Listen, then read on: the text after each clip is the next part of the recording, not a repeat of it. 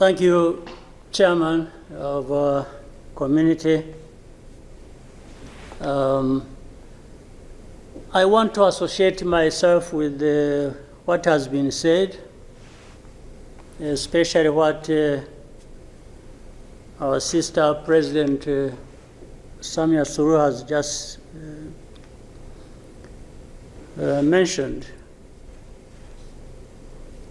But before that, let me raise a couple of questions maybe to guide us. I don't know if that is possible. One, is there anybody among us who did not see this coming? I for one, I saw it coming to be where we are now. I saw it coming because I did not see who was taking charge of the process, who was listening, who was trying to provide any kind of guidance as to what we should be doing from one thing or one day to another. And by this, I want to also ask, as the East African community, what did we want from the beginning, or what did we do about that? What are we doing now? And what do we want to do for where we want to go? Because exactly like President Samia has mentioned, if it is talking about problems and defining them, and I think we have been very eloquent. We have talked about all kinds of things. But when do we match what we are saying and what we are doing so that we get to what we want? When do we come to that? I haven't seen it. President, I asked last time in our meeting, the last summit, where is East African community, or does it exist? And exist for what? By the way, even now the person or the country we are talking about is not represented as we are discussing. And it is supposed to be, the country is supposed to be part of East Africa, but nowhere to be represented. So I'm not sure what bearing what we are discussing has on what happens in the process of finding a solution in this country. I'll move on.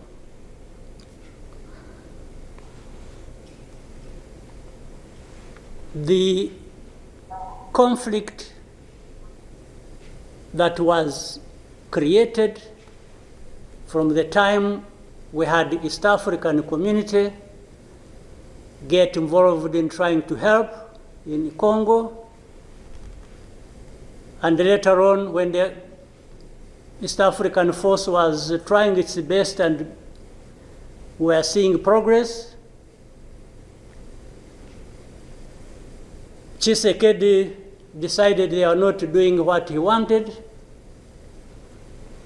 and went to SADC. SADC agreed they would come and do what he wanted and sent everybody packing. And that we complied and kept quiet.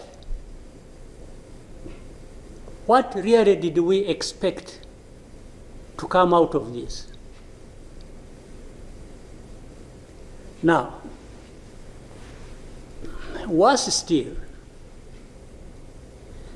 I think even in East Africa itself, ourselves, maybe we have different understanding of what the problem is,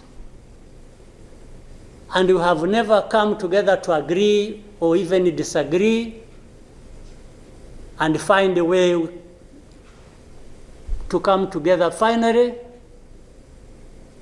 to do what we ought to do to deal with this problem. Or we simply decided, each country, to move on its own with a different agenda arising out of involvement or whatever in Congo, and that was enough. If your interests were catered for by Tshisekedi, that was fine, even if the others' interests or concerns were not taken care of. You can imagine, therefore, what chaos comes out of that kind of situation. We are, on one hand, assuming or pretending we are coming together over an issue and trying to find a solution, while at the same time, each country is pulling in its own direction, different from the others. This is the fact of the matter. Now, but even if we were doing everything right, all of us, nothing is going to come out of it until those mainly concerned are also part of it and participating and contributing to the success of the process through which they are getting the support. But if the parties decide or accept to be manipulated, because, and by the way, that's exactly what happened. And I think in Congo, there are experts for doing that. They would go to one party and promise them something, and then they would decide to keep quiet about what is obviously going to result into problems like we are seeing now. Or, like he did, he didn't want East African community because they were not doing things the way he wanted, even if it was not right.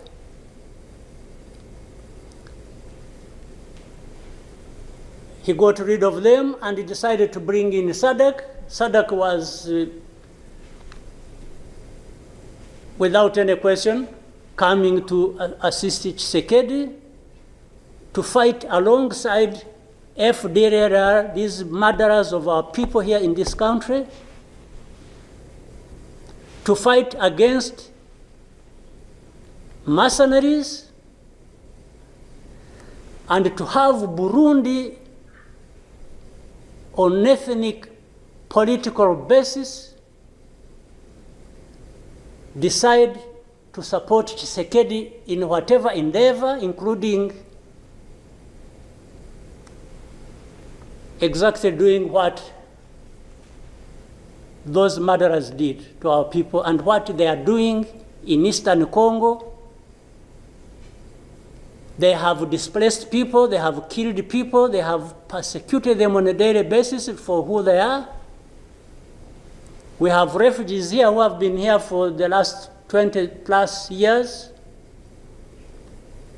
just dislocated from Congo and sent to Rwanda because they say these are ethnic Tutsis and therefore they belong to Rwanda, they don't belong there. And everybody is around. I don't know how many entities we have in Congo, honestly. We have MONUSC, we have some DRC, we have mercenaries, we have Burundi, we have FDLR that has joined them, and everybody is there watching this thing, and we pretend it's like we don't understand what has been going on for all these years. And then when things like this of last week erupted, we behave like we are surprised or we are concerned about humanitarian crisis, about this and that. Isn't persecuting and killing people and displacing them part of that humanitarian concern? So as East Africans, we sit here and then do what about it? For the last 2 days, on Monday and today this morning, I spoke with the President of South Africa, who sought me out to speak with me on this matter because of their involvement in Eastern Congo. And he's also there pretending to be playing a peacemaker role. And he has a force that has been fighting alongside FDLR and has been fighting the M23 on the instructions of Tshisekedi, because these are people who are not supposed to be in Congo, that these are from Rwanda, or the M23 are not Rwandans, please. These are Congolese, and one time he accepts it, then another time he says no, part of it is yes, and then the other part is from Rwanda, and these are he keeps on going. And how do we, leaders of our own countries, accept this to go on forever and just accept that we shall be manipulated by Tshisekedi or whoever is supporting him? And South Africa dares even issue threats about what is likely to happen after that, and so on and so forth. Of course, we will see what threats they are talking about. Maybe they should have done that exactly for which they have been issuing threats. They should have done it to clean up the mess in Eastern Congo, or to fight back those who have been trying to clean up the mess. So then you have the whole international community just confused. They talked about Rwanda, they talked about the Nairobi process. Honestly, even here, maybe you will help me understand what all this means. The processes became an end in themselves. And the people leading these processes became more important than the results of the processes. The Nairobi process became a Uhuru process. Then the Rwanda process, it's like you can't say anything that will displease President Lorenzo. Definitely, this does not help deal with such a serious matters as we are faced with today. That in the end, just because they can't be addressed, we have such a situation like we have now. And if anybody, and above all, I don't understand how Tshisekedi keeps thinking that he will resolve the problems to do with rights of people militarily. Kill them, shoot them, bring in forces that are ready to help, like especially Burundi. well, I don't know whether that has been helpful for the last few days or weeks. They have been doing that. So I want us to, Chairman, Your Excellencies, I want us, whatever we are saying and whatever we intend to do, we capture the context rightly and then proceed based on that, and maybe we can get somewhere. But otherwise, if we keep saying good things, saying that, and to each other being nice, and then each one fulfilling their own interests other than others' interests, the common interests we have as East Africans, then I don't see how we are going to contribute effectively to finding a solution.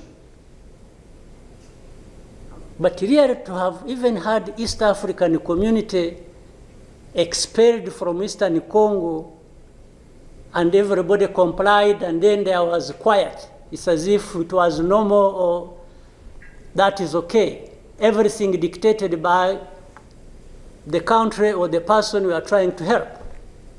I didn't understand that.